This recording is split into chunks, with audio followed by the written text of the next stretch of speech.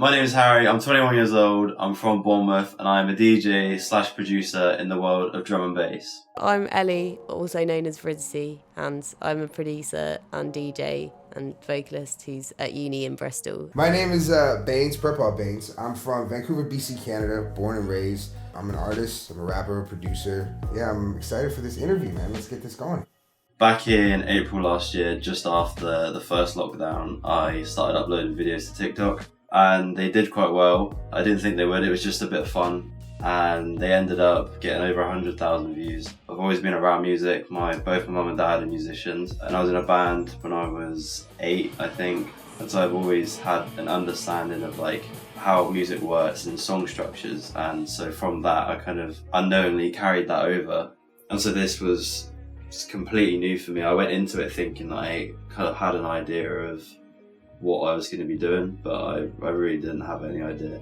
I think generally speaking, I think it's been a mixed bag for a lot of producers in the scene, and I definitely feel like one of those, because I feel like if you're producing, it is very much like you benefit from having a lot of time on your own. In the same vein, there's like a lack of outside influence, and like the scene isn't thriving. Like the scene has been really affected by lockdown, so therefore like there's not that like inspiration and the same enthusiasm. I think generally speaking, just with lockdown, lots of people have been feeling more nihilistic. So being an artist is such a social thing. You're going around, you're interacting with people constantly, you're going to shows constantly, you're in studio sessions constantly, meeting new people, and it's just like cold turkey, none of that. So it was an adjustment. I was like mad depressed for the first little bit. I was not productive for the first few weeks. When you're productive, it's good because you have all this time to yourself. But when you're not, it's scary because you have all this time to yourself. Lots of video games, lots of messing around, lots of watching movies, lots of escapism, because you don't want to face like what the hell's going on. A lot of crazy shit was going on in 2020. Breaking myself out of that cycle and getting myself back into the cycle of like healthy eating and like doing all the things that I need to be doing. We're getting up every day at 5, 6 a.m. and getting in the studio and just doing that instead of going scrolling Twitter for like 3 hours. Like just things like that. That's how I controlled my mental health. Overall, I've been more successful having had lockdown, but it's hard to say because it's been such a long period of time anyway that I feel like I would have improved even if we weren't in lockdown. But I think having lockdown meant that like it was like, okay, now you're faced with this period of time, and how are you going to use this time?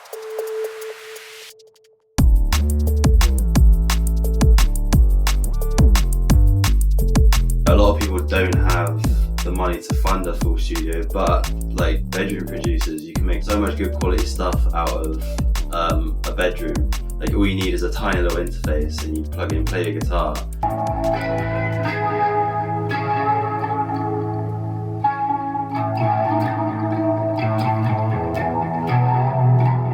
I had to scrap like 2 albums on the way to the music that I'm releasing now, because COVID I wasn't able to film any videos, I wasn't able to do any photo shoots, and my mom has lupus, so I'm a little more high risk than the average person. I can't really like mess around a lot, so it really held me back from dropping stuff, which hurt. I was like ready to go in 2020, and then COVID destroyed my entire year. There was all this pent up frustration, creative frustration, like people are forgetting about me. I need to prove myself. I need to like go harder. All I could do was work in this room. So I had to just do that to keep myself sane. And then in turn, I think I became a better artist for it. I'm glad I scrapped those albums because the music I'm making now is way better. I'd have made it back from the dumps. Underdog back on the hunt. I might get the U on my chest tatted. I'm not in the flex habits. They left me for dead like it was GTA. Right when I moved back from the GTA, I got some trust issues at GTA. I think everyone has had a super hard time with lockdown. It's been horrible for a lot of people. And just having music there to express my creativity when I can't go outside and express that has been a blessing for me. There's no better feeling than feeling like you're onto something with a song and just not wanting to be anywhere else and like working on it for 10 hours a day just because you're enjoying it and you're having a good time. Yeah, I'm playing at hospitality and stand-on. To be honest, I'm bricking it a little bit. I think there's been a real change. Everything feels quite detached. Even though stuff is moving along, you can't see it in like a practical, like physical sense. Like I've only done, I did one live stream at a club, and that was like the closest that I could like get to seeing what it would actually be like. So I don't know, all I can do is like really prepare. I'm just going to prepare so much that like, I don't know, nothing can like phase me effectively. But I am nervous. I think it will be weird, like actually seeing the result of the progress I've made, because effectively I can't. I'm very excited. I've never played a live show as a DJ, which is quite scary. I think mixing on stage will be completely different to playing as a band, because it's all off you. You don't have a band to rely on to cover you up when you mess up. So it'll be interesting to see how that goes, but I'm definitely up for it. I would love to do get some shows and just have a good time. There's certain shows you go to and it's like, oh, this is a chore. Like, I'm nervous right now. I don't even want to be nervous. Like, I could be somewhere. I'm never, ever going to have that feeling again. Ever. Because I miss it so much. I miss everything about it. I miss the being on stage part. I miss the camaraderie.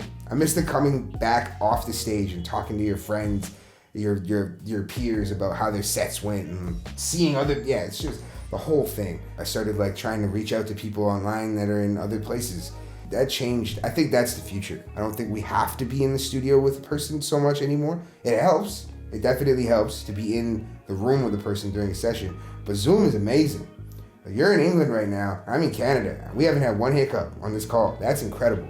I think that COVID has changed the way that we consume music so massively. Social media's always been important, I think, and like branding, but now everything is just so focused on that, because that's all of the interaction that anyone can get with their like the creator v the fan. You know, now live performances are done on like live streams. Like it's just, there's been a whole shift, and like people had to think innovatively about how to do stuff, and obviously there's less money coming in because of live shows in some ways. So I think artists are gonna have to find a new way to promote themselves. That's a fact. Instagram's dying, the algorithm's dying, Facebook is dead, Twitter's not really for promotion. I think there's gonna be a shift.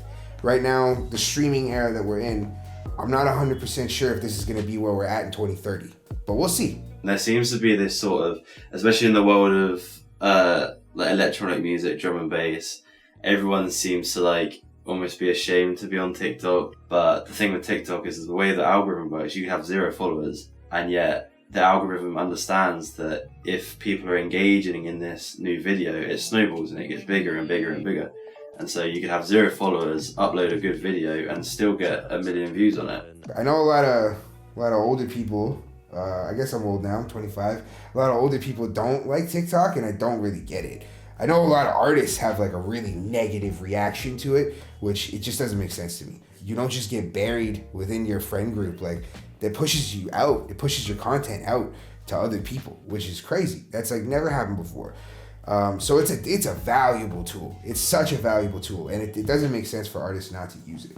I don't use it enough. I'm going to. To me, the music and the culture is just love. Like, everyone outside of the rave scene just sees it as this massive drug fest, and everyone, you know, gets spangled at the weekend. But it's so much more than that. Like, being among other people who are listening to the same music and just having a good time. Everyone's there to have a good time. I think people just could be so grateful when the first event goes back on. I just feel like drum and bass is such a strong scene. Like, there's so much like even through COVID, I think it's still been thriving just a different way, but I think it will bounce back. I think once the regulations are sort of lifted, I think people initially will maybe be a bit more skeptical, but like fundamentally people are there for the music, and in a way it might filter out the people who were just there for like the if buts and maybes. Like, they might just like fancy going like on a night out, and actually at the events maybe there'll be like real heads now who just actually want to be there for like the music. Or it could go the other way and people just want to go out more because they haven't been going out. So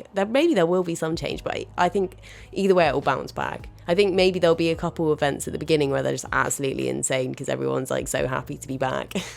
Next year is going to be like, it's going to be hot. There's going to be a lot of stuff to do. It's going to be great. This year, it's going to be weird seeing shows with like people in masks and stuff. Like, I think that's going to be a thing. I think there's going to be like some sort of like contact tracing that they do. Like, we're going to all have to buy like special socks or something with chips in them after we get vaccinated or something. I don't know. I know it sounds a bit cringy, but music is like my like one of my sole purposes. Like I feel like that's like the biggest thing that drives what I do. Like I can see myself doing anything else, and like I think about it all, like think about music and drum and bass all the time. This is gonna sound very it's gonna sound very fucking what's the word I'm looking for? Not corny, but it's kind of a cliche. Yeah, it's kind of a cliche, but it's therapy. Art is therapy for me. If I'm not getting my stuff out, then it just doesn't hit as hard. I can make songs about anything, but the songs that hit the hardest for me, and I think for other people, is always going to be the ones where I'm talking about something that actually happened to me. Too faded. Too.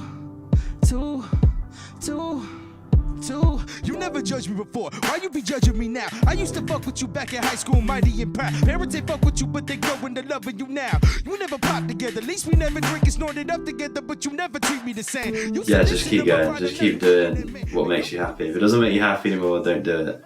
As long as you're ready and prepared to throw everything into it, you'll definitely get some sort of result out of it. But you just can't go half-hearted into it. I think in the short term, I want to start like having bigger releases. Like now that I'm working with this record label called Hospital Records, I'm hoping that they will sort of take me on. I do like quite a lot of vocalist work as well, so working with other artists as vocalists, like collaborating with people, and then I don't know, playing sets. Maybe when I'm really older, not really old, but like a bit older, I'd like to open a record label of my own. I have a lot of hopes and aims, just don't have the money for them.